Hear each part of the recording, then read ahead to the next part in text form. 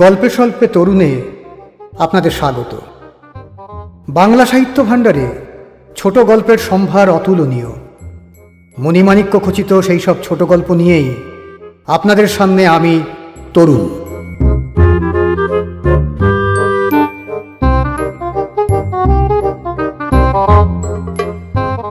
আজকের গল্প প্রফুল্ল রায় রচিত শেষ পারানি।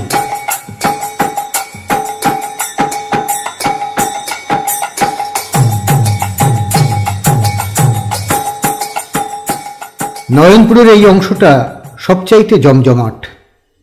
একটা খোয়ার রাস্তা উত্তর থেকে খাড়া দক্ষিণে চলে গেছে। তার দুধারে দোকান পসার, পানবেড়ির দোকান, ভুসিমালের দোকান, জামা কাপড়ের দোকান, তামা কাঁসা সোনা রূপো মণিহারি পোদ্দারি, কত রকমের কারবার যে এখানে ছড়ানো লেখাজোকা নেই।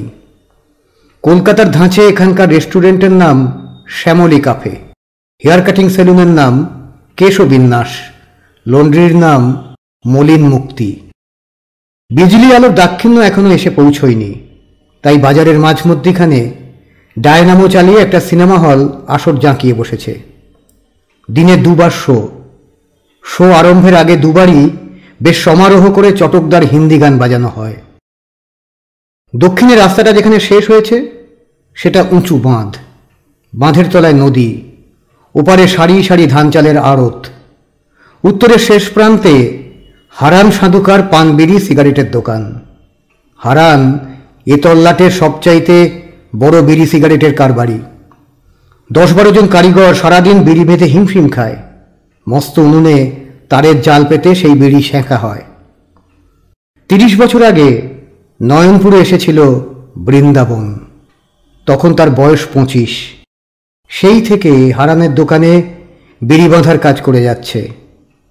বাজে পোড়া ঢ্যাঙা তাল গাছের মতো চেহারা, ভাঙাচোরা মুখ, মাথার চুল ধোঁয়াটে রঙের। সমস্ত দিন নিঃশব্দে ঘাড় গুঁজে বিড়ি বেঁধে যায় সে। এছাড়া আরেকটি শখ রয়েছে, ছোটখাটো একটা কীর্তনের দল আছে তার। কোথাও ডাক পড়লে গাইতে যায়। বিশেষ করে সব যাত্রায় যাওয়ার ডাকই বেশি আসে। মাসটা আষাঢ়। সেই বিকেল থেকে থেকে এর উপর গুঁড়োর মতো চোখ ভোলানো বৃষ্টি পড়ছে। এখন দোকানের সামনের দিকে বসে আছে হারান। ওখানে বসেই সে বেচাকেনা করে। কালো থলথলে শরীর, গলা বলে কিছু নেই, ঘাড়ের ঠিক ওপরেই মুন্ডুটা জোড়া লাগানো। বয়স 50-এর কাছাকাছি, কলক মাখা বাবরি পরিপাটি করে আঁচড়ানো। পেছন দিকে কারিগরদের বসবার জায়গা। সেখানে মা কালীর ফটোও যেমন আছে, তেমনি আলুথলু বসনা সিনেমা নায়িকাদের ছবিও ভক্তিভরে সারি সারি সাজানো। অন্য কারিগরেরা আজ আগেভাগেই চলে গেছে। শুধু বৃন্দাবন আর অল্প বয়সী একটি ছোকরা নাম লোটন বিড়ি বাঁধছে। দেখতে দেখতে ঝপ করে সন্ধে নেমে গেল। সঙ্গে সঙ্গে নদীর দিক থেকে বাতাসও ছাড়ল, সাঁই সাঁই ঝোড়ো বাতাস। বৃষ্টিটাও আর রূপোর গুঁড়ো হয়ে রইল না। পলকে তাতে শীষের রং ধরে গেল, আর ধারালো ফলায় তা ঝরতে লাগল। বর্ষার রাতে লোকজনের আনাগোনা কম, নেই বললেই হয়। তাই বাজার পাড়ার দোকানে দোকানে আলো নিভছে, ঝাঁপ পড়ে যাচ্ছে। হারান একবার আকাশের দিকে তাকালো, তারপর কোনাকুনি উত্তরে। তার দোকানের পর খানিকটা জায়গা ফাঁকা, বাড়িঘর কিছু নেই, অল্প অল্প ঝোপঝাড় শুধু। ওই জায়গাটা পেরিয়ে গেলেই কামিনী পাড়া। দিনের বেলায় পাড়াটা পড়ে পড়ে ঝিমোয়। তারপর রাত গাঢ় হলে বাজারে বাতি একে একে নিভলে ওখানে আলোর ফোয়ারা ছোটে। বাজারের রসিক নাগরেরা ভনভনে মাছির মতো সেখানে গিয়ে জোটে। বাকি রাত কামিনী পাড়ায় প্রমত্ত উৎসব চলতে থাকে। আজ বর্ষার রাতে ওখানে একটু পরেই আসর জমবে। হারান চঞ্চল হয়ে উঠল, কেননা তার বাঁধা মেয়ে মানুষ আছে কামিনী পাড়ায়। ওদিক থেকে চোখ ফিরিয়ে এনে যেখানে কারিগরেরা বসে সেদিকে ফেলল হারান। একটুক্ষণ তাকিয়ে থেকে বলল, এই লোক না, এই বেন্দা, আজ যদ্দূর হয়েছে থাক, কাল এসে আবার লাগিস। বলা মাত্র ছোকরা কারিগরটা উঠে পড়ল। বৃন্দাবন কিন্তু মুখ তোলেনি, আপন মনে কাজ করেই যাচ্ছে। হারান সাধুকা গলা চড়িয়ে আবার ডাকল, হে বেন্দা।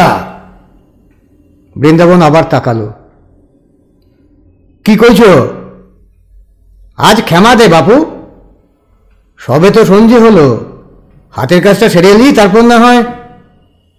গলা তুলে একবার দেখে নিল হারান। এখনো যা বিড়ির মশলা বৃন্দাবনের কুলোয় মজুদ রয়েছে তা ফুরোতে ঘন্টা 3-4 লেগে যাবে। অসহিষ্ণু সুরে সে বলল, আজকের রাতটা কি মাটি করে দিতে চাস বেন্দা? কেন? আরে শালো, বৃষ্টি পড়ছে দেখছিস না? চোখের তারায় নাচন দিয়ে হারান বলল, টগরমণি সেজে গুজে বসে থাকবে, বাংলা মাল আর পরোটা মাংস গেলে আজকের রাতটা যা জমবে মাইরি। তা চ না, আজ আমার সঙ্গে একটা মাদি পায়রা জুটিয়ে দেবো, খন সারা রাত সারা চেটে মুচে খেতে পারবি, রাতখানা যা কাটবে না। বৃন্দাবন আটকে উঠল। না না খামোশাই, ও মতলব ছাড়ো, আমি কি ও পাড়ায় কখনো যাই? শালো বেদ্য খান কি বিম্বচরি হয়ে বসেছে? হ্যাঁ, আগে ও পাড়ায় যেতিস না? করুণ মুখে কিছু বলতে যাচ্ছিল বৃন্দাবন, ঠিক সেই সময় দুটো লোক ভিজতে ভিজতে এসে হাজির। দুজনেই মাঝবয়সী। একজনের চেহারা রসকসহীন শুকনো, দ্বিতীয়জন মোটামুটি গাট্টা গোট্টা, গায়ে শাঁস আছে। শুকনো চেহারার লোকটা শুধোলো, এখানে বৃন্দাবন দাস বলে কেউ আছে? কেতন টেতন গায়? বুড়ো কুচকে হারান জিজ্ঞেস করল, আছে কেন? আমরা সঙ্গে করে নিয়ে যাব, লোক মরেছে, মরার সঙ্গে কীর্তন গাইতে গাইতে শ্মশান ঘাটায় যেতে হবে। পেছন দিকে বসে বসে কথাগুলো শুনছিল বৃন্দাবন। এবার হামাগুড়ি দিয়ে সামনে এগিয়ে এসে 2 হাত জোর করে বলল, আমার নাম বৃন্দাবন। তা মাসারা কোত্থেকে আসছেন? নমস্কার করে শুকনো লোকটা বলল, ওই নদীর ওপারে চিত্তিরগঞ্জ থেকে আসছি। লিন, তাহলে তাড়াতাড়ি বেরিয়ে পড়া যাক, আপনার দলবল। বাধা দিয়ে বৃন্দাবন বলল, কিন্তু এই বর্ষায়। টেরা বেঁকা দাঁত বের করে লোকটা হাসল, কথা শোনো দাস মশায়ের, বর্ষা বলে কি জন্ম মৃত্যু আটকায়? হারান বলে উঠল, তা বটে, কিন্তু বৃন্দাবনের খবর কোথায় পেলেন? লোকটা বলল, ফুল ফুটলে কি গন্ধ ঠেকিয়ে রাখা যায়? ঠিক নাকে এসে লাগে। বলতে বলতে অত্যন্ত ব্যস্ত হয়ে পড়ল। বৃন্দাবনের চোখে চোখ রেখে বলল, আর দেরি করবেন না দাসমশাই, সেই দুপুরে মরেছে, এতক্ষণে শুকিয়ে মোড়া কাঠ হতে চলেছে। তা ভাবনার কিছু নেই, বর্ষা যখন নেমেছে আপনারে ঠকাবো না, ঠিক পুষিয়ে দেবো। বড় লোকের ব্যাপার, বুঝলেন না? একটু চিন্তা করে বৃন্দাবন বলল, যে মরেছে সে মেয়ে ছেলে না বেটা ছেলে? লোকটা কিছুক্ষণ অবাক থেকে বলল, মরা আবার বেটা ছেলে মেয়ে ছেলে কি? তা আপনি যখন জানতে চাইছেন বলি, মেয়ে ছেলে। ঘাড় কাত করে বৃন্দাবন বলল, তাহলে হলো না, আপনারা অন্য কীর্তনওয়ালার কাছে যান। সে কি? লোকটা বিমুড়ের মতো তাকালো। এই বৃষ্টিতে আর কার কাছে যাব? আর কাউকে তো চিনিও না। অন্য জায়গায় গেলে আপনি যা পান তার 4 গুণ 6 গুণ দেব, যা চাইবেন তাই পাবেন। হারান বলল, অতগুলো টাকা পাবি? যা, চলে যা বেন্দা। ভরসা পেয়ে লোকটা হারানকে বলল, বলুন দাসমশাইকে একটু বুঝিয়ে বলুন। টাকার কথায় কিন্তু টলল না বৃন্দাবন। বলল, মেয়ে মানুষকে গান শোনাই না, আমি যাব না। গলার স্বর শুনে মনে হলো তার কথার নড়চড় হবে না। লোকটা স্তম্ভিত। বলল, মরা আবার গান শুনবে কি মশায়? বৃন্দাবন উত্তর দিল না। আরও খানিকক্ষণ সাধ্য সাধনা করল লোকটা, তারপর হাল ছেড়ে দিয়ে নিজের সঙ্গী সেই হৃষ্টপুষ্ট লোকটিকে বলল, কি ফ্যাসাদে পড়লুম বলো দেখিনি? মাগি মরলে তো মরলে, তাই বর্ষা গেলে কেন বাবু? বর্ষার 2টো মাস ছাড়া বছরের আরো 10টা মাস তো পড়েছিল, তখন মরতে পারতিস। তা মরলি কুণ্ডু মশাইয়ের কি বাই যে চাগলো, মাগেকে কীর্তন শুনোতে শুনোতে শ্মশানে নিয়ে যাবে। তাও যদি বিয়ে করা বউ হতো। বাধা মেয়ে মানুষের জন্য ঘটা কত, সারা জন্ম পাকে মুখ গুজে রইল, এখন সতী সাবিত্রী সাজিয়ে কীর্তন শুনোতে শুনোতে স্বর্গের রথে চড়িয়ে দিতে চাইছে কুণ্ডু মশাই। লোকটার কথা শুনতে শুনতে চোখ তীক্ষ্ণ হয়ে উঠেছিল বৃন্দাবনের। অনেকখানি আগ্রহ নিয়ে সে শুধল, চিত্তিরগঞ্জ থেকে আপনারা আসছেন তো? আজ্ঞা। লোকটা ঘাড় ফেরালো। কোন কুণ্ডু মশাইয়ের কথা কইছেন? নেশি কুণ্ডু, ধান চালের আড়ত আছে যার, তেলের ঘানি আছে। বিদ্যুৎ চমকানির মতো কি যেন খেলে গেল বৃন্দাবনের বুকের ভেতর দিয়ে। কাঁপা গলায় বলল, তার মেয়ে ছেলে মরেছে? কি নাম বলুন দেখিন। নাম জানি না, লোকটা বলল। কুণ্ডুমশাই কি আর একটা মেয়ে মানুষ? বৃন্দাবনের 55 বছরের জীর্ণ হৃৎপিণ্ডটা ভয়ানক কাঁপছিল। পদ্মই কি তবে মারা গেল? চিত্তিরগঞ্জের ওপার থেকে কেউ যেন তাকে অদৃশ্য হাতছানি দিয়ে ডাকছে, আর বিচিত্র ঘোরের ভেতর মনে হচ্ছে ওখানে একবার তাকে যেতেই হবে, যেতেই হবে। হঠাৎ সে বলে উঠল, আমি যাব। ফ্যালফ্যাল করে একটুক্ষণ তাকিয়ে থেকে বৃন্দাবনের হাত জড়িয়ে ধরল লোকটা। বাঁচালেন দাসমশাই, এই ঝড়ের রাত্রি কোথায় কীর্তনের দল খুঁজতে যেতাম। বৃন্দাবন যেন তার কথা শুনতে পেল না। সব যাত্রা একা গেলে তো চলবে না। লোক দুটিকে সঙ্গে নিয়ে ভিজতে ভিজতে দলবল জুটিয়ে ফেলল। তারপর খোলকত্তাল প্রেমজুড়ি নিয়ে খেয়াঘাটে গিয়ে উঠল। নদী পেরিয়ে বেশ খানিকটা হাঁটতে হলো। সারাটা পথ সেই রোগা শুকনো লোকটা সমানে বকবক করে যাচ্ছে। কি বলছে কিছুই বুঝতে পারছে না বৃন্দাবন। আষাঢ় মাসের একটানা বৃষ্টি, বিদ্যুৎ চমক, বাজের আওয়াজ, ঘন অন্ধকার সব নিরাকার হয়ে গেছে তার কাছে। চরাচরে একটা মুখই সে শুধু দেখতে পাচ্ছিল, পদ্মর মুখ। পদ্মই কি মারা গেছে?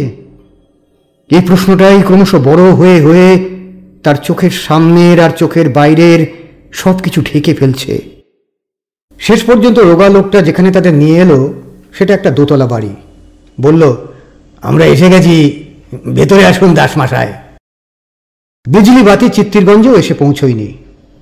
ভিতরে ঢুকে দেখা গেল 8-10টা হ্যাজাক জেলে বাড়িটাকে আলোয় আলোয় একেবারে দিন করে ফেলা হয়েছে। অনেক লোকজনও দেখা গেল। তারা কেউ পা টিপে টিপে হাঁটছে, কেউ ফিসফিসিয়ে কথা বলছে। তাদের মুখ চোখ চলাফেরা কথাবার্তা সব একাকার হয়ে মনে হচ্ছে এ বাড়িতে কিছু একটা ঘটে গেছে, নিদারুণ শোকাবহ কোনো ঘটনা। সেই লোকটা বৃন্দাবনের কানের ভেতর মুখ গুজে বলল, দোতলায় চলুন, মোরা সেখানেই আছে। কুণ্ডু মশাইও তাকে আগলে যক্ষীর মতো বসে রয়েছে। মশাই মাগির ভাগ্যি করে এসেছিল বটে, 7 দিন ভুগে ভুগে আজ মরল। এই 7 দিন কুণ্ডুমশাই গদিতে যায়নি, নিজের বাড়িও ফেরেনি। মেয়ে মানুষটা মরার পর কুণ্ডুমশাইয়ের কান্না যদি দেখতেন, কলিকালে দেখালে বটে। উঠতে উঠতে আরো অনেক কথা বলল লোকটা। এই বাড়িটা কুণ্ডুমশাই ওই মাগিকে লেখাপড়া করে দিয়েছে।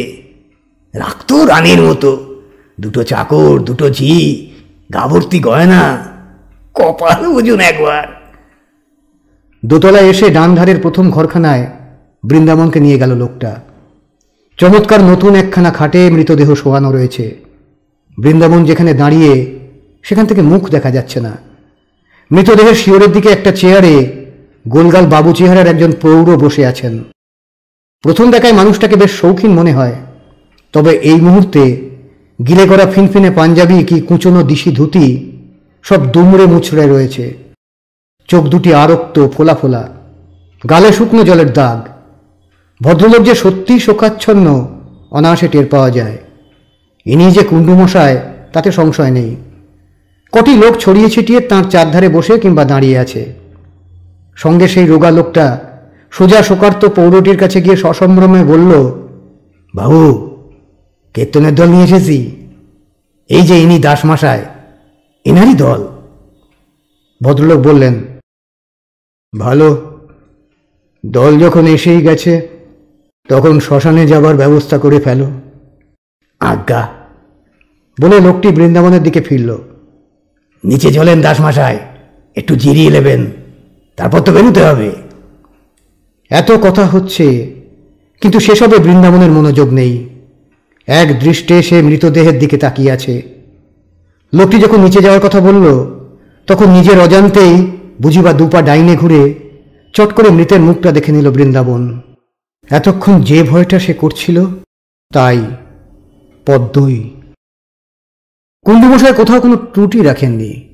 শেষ যাত্রায় বেরুবার আগে সাদের মেয়ে মানুষকে চন্দনে, নতুন বেনারসিতে, সিঁদুরে, আলতায় আর ফুলে ফুলে সাজিয়ে দিয়েছেন। বৃন্দাবন ফুলচন্দন সাজসজ্জা কিছুই দেখছিল না। পদ্মর মুখ দেখার সঙ্গে সঙ্গে চারদিক যেন নিমেষে শূন্য হয়ে গেছে মনে হলো। সীমাহীন আচ্ছন্নতার ভেতর কখন যে সেই রোগা চিমড়ে লোকটার সঙ্গে নিচে নেমে এসেছে বৃন্দাবনের খেয়াল নেই। একটা ঘরে ফরাসের ওপর তাকে আর তার দলবলকে বসতে দেওয়া হয়েছে। বৃন্দাবনের মনে হলো সে যেন চিত্তিরগঞ্জে কুণ্ডুমশায়ের মেয়ে মানুষের বাড়িতে লম্বা ফরাসে বসে নেই, দমকা বাতাসে ভর করে 30 বছর পেছনের দিনগুলিতে ফিরে গেল। বৃন্দাবনের বয়স তখন 25। বাবা মা ভাই বোন কেউ নেই। 2-4 বিঘে জমি জিরে তো না, চেহারার তো ওই ছিঁড়ি, বাজে পোড়া ঢেঙা তাল গাছ। থাকার ভিতর ছিল গানের গলা, কিন্তু তাতে তো আর পেট ভরে না। রোজগারের জন্য তখন হন্য হয়ে ঘুরে বেড়াচ্ছে বৃন্দাবন। কোথায় বাঁকুড়া শহর, কোথায় বিষ্ণুপুর, কোথায় বর্ধমান, হেন জায়গা নেই যেখানে একবার হানা দেয়নি সে। ঘুরতে ঘুরতে শেষ পর্যন্ত নয়নপুরে এসে ঠেকেছিল। তারপর কিভাবে হারান সাধুকার দোকানে কাজ জুটিয়ে নিয়েছিল এতকাল পর মনে পড়ে না। হারানের আর 2জন কারিগরের সঙ্গে ভাগে বাজারের পেছন দিকে একখানা ঘর ভাড়া করেছিল, থাকতো সেখানে, এখনো সেইখানেই থাকে। সারাদিন ঘাড় গুজে বিড়ি বেঁধে যেত বৃন্দাবন। রাত্রিরে ডেরায় ফিরে গান বাজনা করত। গানটা শখ বললে শখ, নেশা বললে নেশা। গলাখানা চমৎকার, সেই বয়সে তাতে কাঁচা সতেজ ভাব মেশানো থাকত। বৃন্দাবন গাইত কীর্তন, কেষ্টযাত্রার গান, পদাবলী পালা, সব গানই তার ভক্তিমূলক। এসব কেউ তাকে শেখায়নি, নিজেই শুনে শুনে শিখেছে। হারানের দোকানে কাজ পেয়ে অনেকখানি নিশ্চিন্ত হতে পেরেছিল বৃন্দাবন। অন্তত পেটের দুর্ভাবনা তার ঘুচেছিল। বিড়ি বেঁধে গান গেয়ে দিন ভালোই কাটছিল। এই সময় তার জীবনে ঝড় উঠল। যে কারিগরদের সঙ্গে বৃন্দাবন থাকত তাদের একজনের নাম নিতাই। একদিন ফিসফিসিয়ে নিতাই বলেছিল, বিন্দা দাদা, বিন্দা দাদা, একজন তোমার গান শুনতে চেয়েছে। বৃন্দাবন শুধিয়েছিল, কে রে? সে আছে একজন। ঠোঁট টিপে রহস্যময় হেসেছিল নিতাই। কবে শুনোতে যাবে বলো? তোমার গান শুনবার জন্য সে পাগল। তখন বৃন্দাবনের সেই বয়স যখন নিতান্ত অকারণেই গাইতে ভালো লাগে, আবার কেউ যদি শুনতে চায় তো কথাই নেই, আকাশের চাঁদ হাতে পেয়ে যায়। সে বলেছিল, শুনব, কবে শুনোতে হবে? ধরো কাল, এই দুপুরবেলা তো দোকানে ছুটি, তখন তোমায় নিয়ে যাব। পরের দিন দুপুরে খোলকত্তাল নিয়ে নিতাইয়ের সঙ্গে বেরিয়ে পড়েছিল বৃন্দাবন। হারানের দোকান পেছন ফেলে উত্তরে কামিনীপাড়ার কাছাকাছি আসতেই চুল খাড়া হয়ে উঠেছিল বৃন্দাবনের। দম আটকানো গলায় বলেছিল, এ কোথায় নিয়ে এলি নিতাই? এখানে যে খারাপ মেয়েরা থাকে। খারাপ হোক ভালো হোক, তোমার মাথা ব্যথা কিসের?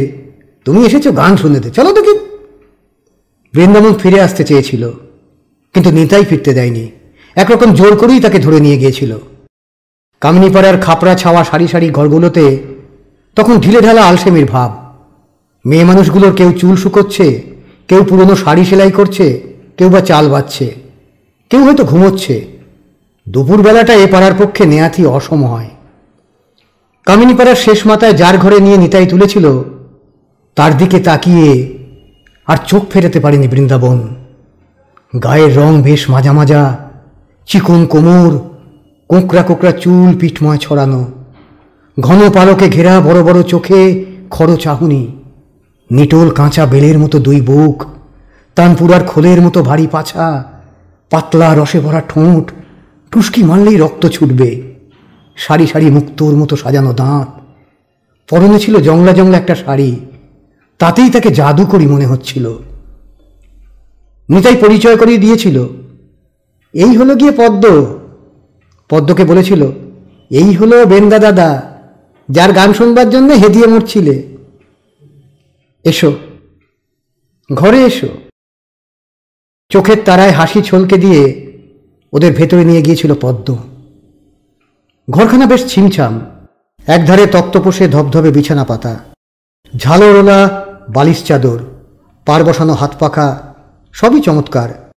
ছোট টেবিলে আয়না, চিরুনি, গন্ধ তেল, পাউডার, লাল নীল চুলের ফিতে পরিপাটি করে সাজানো, দেওয়ালে দেওয়ালে লাস্যময়ী সুন্দরীদের ছবি। মনে আছে একখানা নকশা করা মাদুর পেতে তাদের বসিয়েছিল পদ্ম। তারপর হেসে হেসে বলেছিল, তোমার কথা লিতাইয়ের মুখে ঢের শুনেছি। গান আমি বড্ড ভালোবাসি, অনেক গান শোনাতে হবে। সঞ্জে অবধি তুমি থাকতে পারো, তারপর শ্যাল কুকুরগুলো নাচবে, তখন গেলেই চলবে। চোখের পাতা পড়ছিল না বৃন্দাবনের। এক দৃষ্টে পদ্মকে দেখছিল সে। 25 বছরের জীবনে এর আগে আর কোনো মেয়ে মানুষের দিকে তাকাবার সময় হয়নি তার। নিজের পেটের ভাবনাতেই অস্থির হয়ে থাকতে হয়েছে। পদ্ম আরও কি কি বলেছিল আজ আর মনে পড়ে না। আকণ্ঠ নেশা করলে যেমন হয়, তখন বৃন্দাবনের সেই অবস্থা। একসময় পদ্ম বলেছিল, এবার তাহলে গান ধরো। খোল বার করে গাইতে শুরু করেছিল বৃন্দাবন। হরে কৃষ্ণ হরে কৃষ্ণ কৃষ্ণ। শুরুর মুখেই বাধা পড়েছিল। বৃন্দাবনের গলা শুনে একটি দুটি করে পাড়ার অন্য মেয়েরা পদ্মর ঘরের সামনে এসে ভিড় জমিয়েছিল। তারা খিলখিল করে হেসে গড়িয়ে পড়েছে। পদ্মর ভুরু কুঁচকে গিয়েছিল। এ কি গান ধরেছ? বৃন্দাবন দিশেহারা হয়ে পড়েছিল। রুদ্ধস্বরে বলেছে, কীর্তনের আখর। বাইরে মেয়েরা হেসে গড়াতে গড়াতে বলেছিল, এ কোত্থেকে এক ব্রহ্মচারী জুটিয়ে আনলে পদ্ম? আমাদের সবাইকে একেবারে সতী সাবিত্রী করে দিয়ে যাবে। ব্যবসা করে আর খেতে হবে না। পদ্মর চোখের ছটপটে তারায় হাসি নেচে বেড়াচ্ছিল। সে বলেছিল, আসর বুঝে তো গাইতে হয়, তোমার ও গান এখানে চলবে না।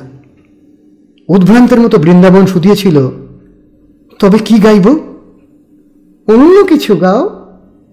পদ্ম জিজ্ঞেস করেছিল, রসের গান কিছু জানো? রসের গান বলতে? সারা গায়ে ঢেউ তুলে হেসে পদ্ম বলেছিল, রসের গান কি জানো না? আচ্ছা বলে দিচ্ছি। সুর করে কটি পদ বলে দিয়েছিল। তুমি প্রেমের লাগর হে, তুমি রসের সাগর হে, আমার বাঁয়ে শোয়ে ঘাটের মরা, বিটলে ছোঁড়া ডাইনে, তোমাকে শোয়াবো লাগর বুকের মধ্যিখানে। তুমি পাকা ইঁচুর হে, তুমি রসের লাগর হে, সজ্ঞ মত্ত জুড়ে আমার হাজার ভাতার হে, তাদের গায়ে গা ঘষ্টিয়ে অঙ্গ জুড়োই হে। পদগুলো আউড়ে পদ্ম বলল, এই রকম গান শিখে এসো। ভগবানের গান ফান এখানে চলবে না।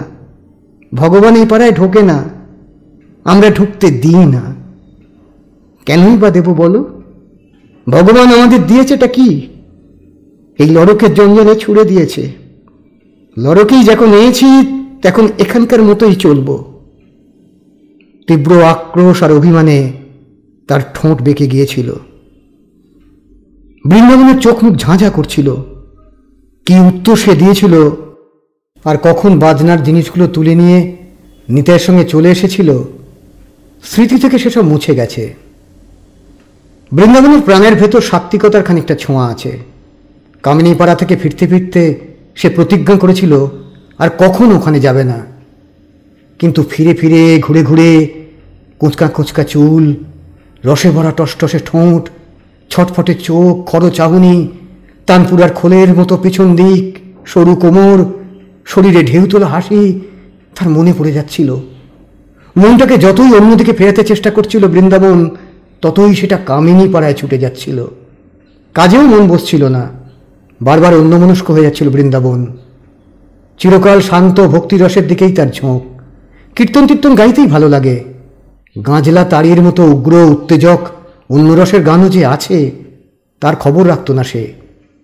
কিন্তু এবার থেকে রাখতে হবে, এবং সেসব শিখেও আসতে হবে। হাজার হোক, মেয়েটা মুখ ফুটে বলেছে গান শুনবে, তাকে না শুনিয়ে পারবে না বৃন্দাবন। নয়নপুর ব্যবসার জায়গা, গায়ে বাজিয়ে মানুষের এখানে খুব অভাব। নদীটা কোনাকুনি দক্ষিণে মাইল 10 পাড়ি দিতে পারলে রাজারহাট বলে একটা ছোট শহর আছে। সেখানে একজন ওস্তাদ গান টান শেখায়। হারানের কাছ থেকে ছুটি নিয়ে বৃন্দাবন রাজারহাট ছুটেছিল, কিন্তু বিমুখ হয়ে ফিরে আসতে হয়েছে। কেননা সেখানকার গানের ওস্তাদ কি একটা দরকারে কলকাতায় গেছে, ফিরতে ফিরতে 2 মাস। আরেকজনের কাছে খবর পাওয়া গেল বিবি বাজারে একজন নামকরা গাইয়ে আছে, সে ভালো তালিম দেয়। জায়গাটা রাজারহাটের চাইতেও দূরে।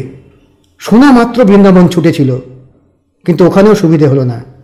সে যে জাতীয় গান শিখতে চায় বিবি বাজারের ওস্তাদ তা শেখাবে না। ঘাড় ধরে সে বৃন্দাবনকে বার করে দিয়েছে। শুধু রাজারহাট বিবি বাজারেই নয়, কোনো জায়গা থেকে গাইয়ের খবর কানে এলেই বৃন্দাবন ছুটে যেত। তার আর্জি শুনে কেউ তাড়িয়ে দিত, কেউ কেউ বলতো, কাওয়ালি শেখো, ঠুংরি শেখো, এসবও রসের গান, জমিয়ে দিতে পারবে। পদ্ম যে গানের ফরমাস করেছে তা কেউ শেখাতে চাইতো না। তাদের মতে শিখলে ভালো জিনিসই শেখা ভালো, নোংরা পাঁকে মুখ গুজে লাভ কি। অনিচ্ছা সত্ত্বেও হারানের কাছ থেকে ছুটি নিয়ে কাওয়ালি ঠুংরি জাতীয় গান শিখতে শুরু করেছিল বৃন্দাবন। ছেলেবেলা থেকে গানের প্রতি তার খুব টান। কাওয়ালি ঠুংরি শুনে সে খানিক আকর্ষণ বোধ করেছিল। নেহাতি শেখার জন্য শেখা, নইলে পদ্মর ওই গানগুলোর জন্য সে ভেতরে ভেতরে আকুল হয়েছিল।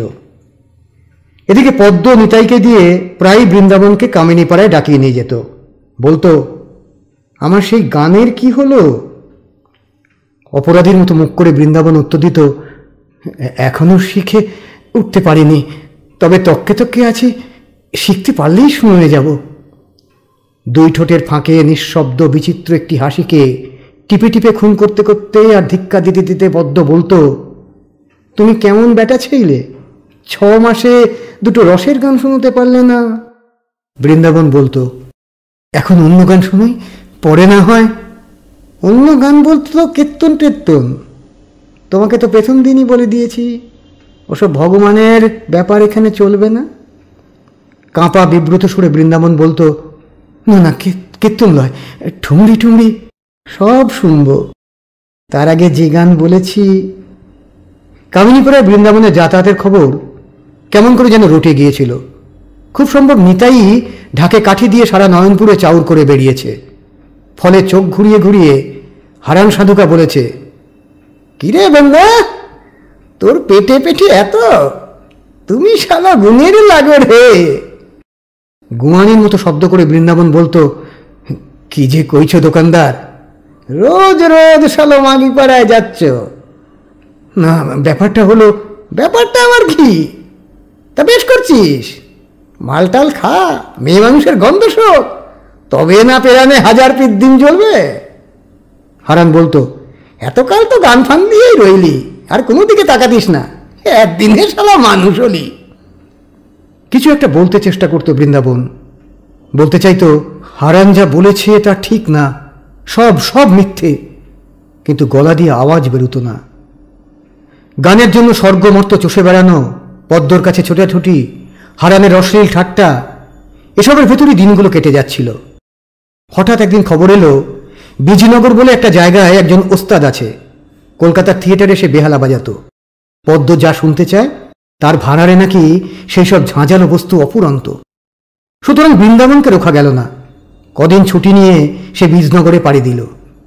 কামিনীপাড়ার উপযুক্ত অশ্লীল গাঁজরা রসের তালিম নিয়ে দিন 7 পর নয়নপুরে ফিরেই প্রথমে বৃন্দাবন গেল কামিনীপাড়ায়। পদ্মকে আজ সে গান শোনাতে পারবে। কিন্তু পদ্মর ঘরের সামনে এসে বৃন্দাবন স্তম্ভিত। ঘরটা খালি। কামিনীপাড়ার অন্য মেয়েরা জানিয়েছিল, পাখি ফুরুত করেছে। পদ্ম কোথায় গেছে তাও বলেছিল মেয়েরা। নদীর ওপারের পয়সাওয়ালা আরবদার নিশিকুণ্ডু নাকি তাকে নিয়ে গেছেন। এখন থেকে পদ্ম কুণ্ডুমশায় বাঁধা মেয়ে মানুষ হয়ে থাকবে, আর কামিনীপাড়ায় ফিরবে না। শুনতে শুনতে চারদিক যেন ফাঁকা আর নিরাকার হয়ে গিয়েছিল। টলটে টলটে মেয়েপাড়া থেকে বেরিয়ে এসেছিল বৃন্দাবন। তারপর কত বছর কেটে গেছে, নয়নপুর ছেড়ে যাওয়া হয়নি বৃন্দাবনের। হারানের দোকানেই বিড়ি বেঁধে চলছে সে। ছোটখাটো একটা গানের দলও খুলেছে, ডাক পড়লে গেয়ে আসে। তবে মেয়ে মানুষকে সে গান শোনায় না। পদ্মকে শোনাতে পারিনি সেই আক্ষেপ, সেই বেদনা তার সারা জীবনে ঘুচবার নয়। কোনোদিন কোনো মেয়েকে বৃন্দাবন গান শোনাতে পারবে না। 30 বছর আগের সেই দিনগুলো কতক্ষণ থেকে আচ্ছন্ন করে রেখেছিল বৃন্দাবনের খেয়াল নেই। একসময় কানের কাছে সেই শুকনো লোকটার গলা ফিসফিসিয়ে উঠল, দাসমশাই। বৃন্দাবন চমকে উঠল। লোকটা আবার বলল, অনেক রাত হলো, এবারে মরালি বেরুতে হয়, তা বৃষ্টিটাও ধরেছে, আবার কখন ঝেপে নামবে। জড়ানো গলায় বৃন্দাবন বলল, হ্যাঁ। একটু পরে সব যাত্রা বেরুলো। একটা লোক খই আর পয়সা ছড়াতে ছড়াতে আগে আগে চলেছে। পেছনে চোখের জলে বুক ভাসাতে ভাসাতে চলেছেন কুণ্ডুমশায়। আর একটা লোক তার মাথায় ছাতা ধরে চলেছে। শুকনো লোকটা মিথ্যে বলেনি, সত্যি পদ্মর ভাগ্যই ভালো। বলো হরি, হরি বল, বলো হরি, হরি বল। হরিধ্বনির সঙ্গে তাল মিলিয়ে বৃন্দাবনের দল গান ধরেছে। আর বৃন্দাবন নিজে আপন মনে সে বলল, তোমার জন্যই কত ঘুরেছি, কত রসের গান মজার গান শিখেছি, কিন্তু কিছুই কাজে লাগলো না। ভগবানের নাম তুমি শুনতে পারতে না, তাকে তুমি ঘেন্না করতে। এই শেষ সময়ে তার নাম ছাড়া আর কি বা তোমায় শোনাতে পারি? বলো পদ্ম, তুমি বলো। কৃষ্ণ